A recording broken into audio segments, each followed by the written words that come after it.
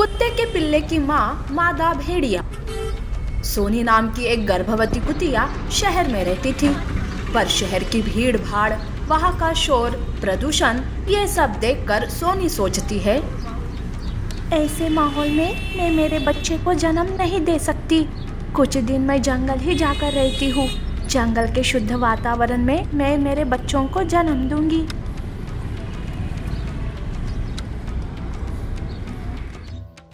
ऐसा सोचकर सोनी जंगल में आती है। जंगल में वो एक गुफा में रहने लगती है। उसके गुफा के पास ही एक मादा भेड़िए की गुफा थी।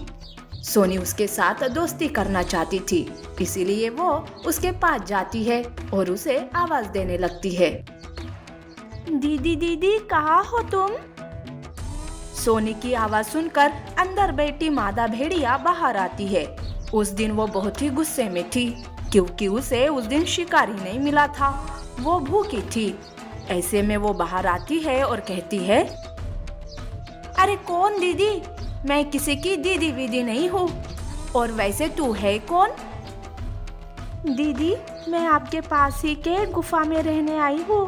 सोचा आपसे जान पहचान कर लूँ। सोनी मादा भेड़िए से अच्छे से बात कर रही थी, पर मादा भेड़िए के मन में तो कुछ और ही चल रहा था।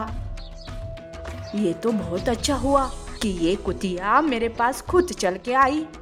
आज तो इसे खाकर मैं अपनी भूख मिटा सकती हूँ। ऐसा सोचकर मादा भेड़िया सोनी पर हमला बोल देती है। सोनी नीचे गिर जाती है। मादा भेड़िया उसे खाने ही वाली थी कि तभी वहां बंदरिया आती है और कहती है, अरे अरे अरे अरे रुक जाओ, ये सोनी गर्भवती है। इसे मारकर तुम अपने सर पाप मत ले। और सोनी तुमने क्यों नहीं बताया कि तुम गर्भवती हो? ये सुनकर मादा भेड़िया पीछे हट जाती है। बंदरिया सोनी को लेकर उसकी गुफा में चली जाती है। मादा भेड़िया भूखी थी, गुस्से में थी, पर उसके मन में माँ का प्यार भी था। कुछ ही दिनों पहले उसके बच्चे एक हादसे में मर गए थे। वो अपनी गुफा में जाती है और सोचती है, बाप रे, आज ये मैं क्या करने जा रही थी। अच्छा हुआ जो बंदरिया ने मुझे रोक दिया, नहीं तो चलो अब कल से मैं उस सोनी का अच्छे से ख्याल रखूंगी। दूसरे दिन से मादा भेड़िया सोनी से अच्छा बर्ताव करने लगती है। उन दोनों में दोस्ती हो जाती है। उसके लिए मादा भेड़िया पहले से ही खाने का इंतजाम करके रखती थी, ताकि सोनी को जंगल में खाने के लिए घूमना ना पड़े। मादा भेड़िए का ये रूप देखकर सोनी बहुत ही धन्य हो जाती है और वो कहती है, दीदी आप कितनी अच्छी हो। मेरे और मेरे बच्चों का आप कितना ख्याल रखते हो। दीदी अगर आगे चलकर मुझे कुछ भी हुआ ना, तो मुझे मेरे बच्चों के लिए कोई चिंता नहीं है, क्योंकि तुम जो हो। अरे चुप कर, ये कैसी बातें कर रही है तू? तुम्हें कुछ नहीं होगा। मैं तुम्हें कुछ होने ही नहीं दूंगी। मैं हमेशा तुम्हारे साथ रहूंगी। ऐसे ही दिन बीत जाते हैं। एक दिन सोनी बहुत ही प्यारे बच्चों को जन्म देती है। सोनी और मादा भेड़िया बच्चों को देखकर बहुत ही खुश हो जाते हैं। उन दोनों का सारा समय बच्चों की देखभाल में चला जाता है। ऐसे में एक दिन सोनी अपने बच्चों के साथ थी। तब सियार सोनी पर हमला करता है। सोनी अपने बच्चों को सियार से बचाने के लिए पूरी कोशिश करती है और वो मादा भेड़िए को आवाज देने लगती है, दीदी दीदी बचाओ बचाओ। ये सुनते ही मादा भेड़िया बाहर आती है। अब वो दोनों मिलकर उस सियार से लड़ने लगते हैं और उसे मार मार कर वहां से भगा देते हैं। इस लड़ाई में सोनी जख्मी होती है। उसका जख्म इतना गहरा था कि कुछ ही दिनों में उसकी हालत और भी खराब होने लगती है, पर ये बात वो सबसे छुपा के रखती है, क्योंकि उसे अपने आप से भी ज्यादा मादा भेड़िए की ममता पर पूरा विश्वास था। ऐसे में ही सोनी अपना दम तोड़ देती है। बच्चे और मादा भेड़िया उसके लिए रोते रहते हैं। तब मादा भेड़िया कहती है, बच्चों रो मत, तुम्हारी एक माँ अभी भी जिंदा है। तुम्हें रोने की कोई जरूरत नहीं है। मादा भेड़िया सोनी के बच्चों की माँ बन जाती है और उनका अच्छे से ख्याल रखती है ताकि उन्हें उनकी असली माँ की कभी याद ना आए। ऐसी और अमेजिंग कहानियों के लिए हमारे चैनल को लाइक और सब्सक्राइब करना ना भूलें। शुक्रिया।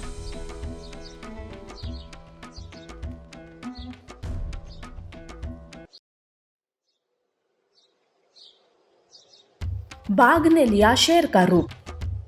जंगल का शेर राजा बहुत ही अच्छा था। वो सबसे अच्छे से बर्ताव करता और सबका ख्याल भी रखता था और सबकी मदद भी करता था। उसे किसी भी बात का कोई घमंड नहीं था। जंगल के जानवर भी शेर राजा का बहुत ही मान रखते थे। एक बार जंगल में एक बाघ आता है। वो शेर का ठाठ देखकर सोचता है, अरे वाह, इस शेर के तो बड़े ठाठ है यहाँ पर। मुझे इस शेर से कैसे भी करके दोस्ती करनी होगी ताकि बाद में मैं इसकी जगह ले सकूं। बाघ शेर से मिलकर उसकी बहुत ही तारीफ करता है और उसकी दोस्ती हासिल करता है। शेर तो था ही अच्छा। शेर बाघ को अपनी गुफा में ले जाता है और उसकी खातिरदारी करता है। बाघ शेर की गुफा और उसे मिलने वाले आदर से जलने लगता है।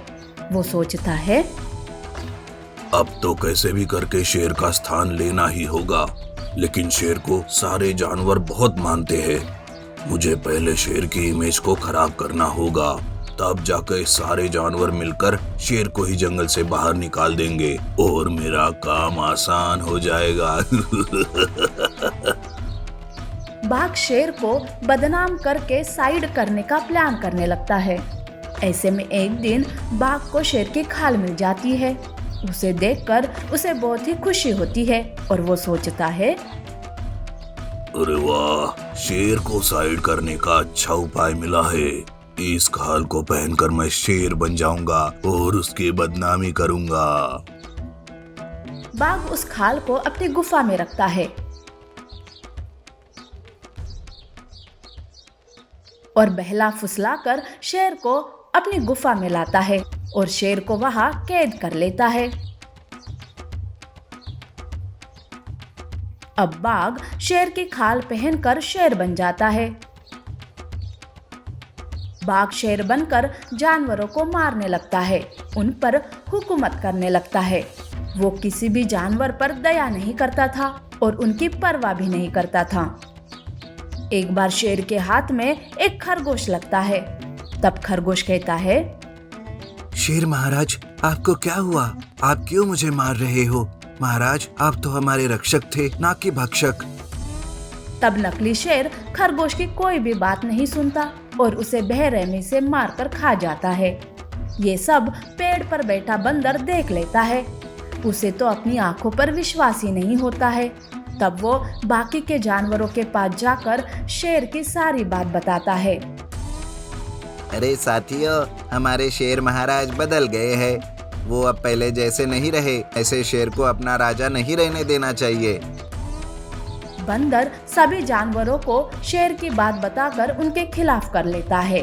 वैसे जानवर भी महाराज का बदला हुआ रूप देखकर उन पर गुस्साई हो गए थे। उधर बाघ बहुत खुश था कि उसका प्लान कामयाब हो रहा है। ऐसे में एक दिन बाघ तालाब पर पानी पीने जाता है। शेर की खाल पहनकर उसे पानी पीने में दिक्कत होने लगती है। वो शेर की खाल निकालकर पानी पीने लगता है और बाघ का असली रूप बंदर के सामने आ जाता है। तब बंदर सोचता है, अरे ये क्या, मैंने हमारे महाराज को गलत समझा। असली गुनहगार तो ये बाघ है। शेर महाराज की प्रतिमा खराब करने के लिए सब उसने ये नाटक किया। अब तो इस बाघ की खैर नहीं, लेकिन पहले हमें हमारे महाराज को ढूंढना होगा। बंदर बाकी जानवरों को बाघ का असली रूप बता देता है। अब वो मिलकर बाघ पर चुपके से नजर रखने लगते हैं। एक बार जब बाघ शेर के भेष में गुफा से बाहर जाता है तो बंदर बाघ की गुफा में चला जाता है। तब उसे शेर महाराज कैद में नजर आते हैं।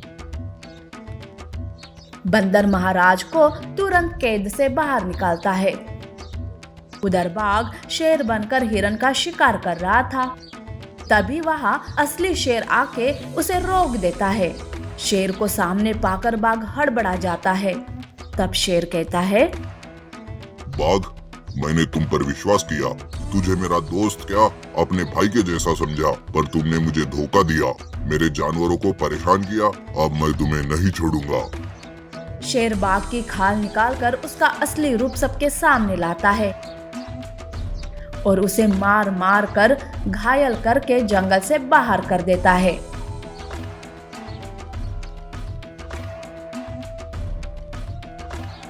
सारे जानवर शेर महाराज से माफी मांगते हैं। तब बंदर कहता है, महाराज, पहले हम सब ने आपको गलत समझा महाराज, हमें माफ कर दीजिए। इसमें तुम सबकी कोई गलती नहीं है। वो बाघ ने ही मेरा ऐसा रूप ले लिया था कि कोई भी वो करता जो तुम सब ने किया। वैसे तुम लोगों की ही मदद से ही तो मेरी जान बची है। शेर महाराज सबको माफ करता है और सभी का धन्यवाद भी करता है और फिर से जंगल का राजा बनकर जंगल की हिफाजत करने लगता है। ऐसी और अमेजिंग कहानियों के लिए हमारे चैनल को लाइक और सब्सक्राइब करना ना भूलें। शुक्रिया।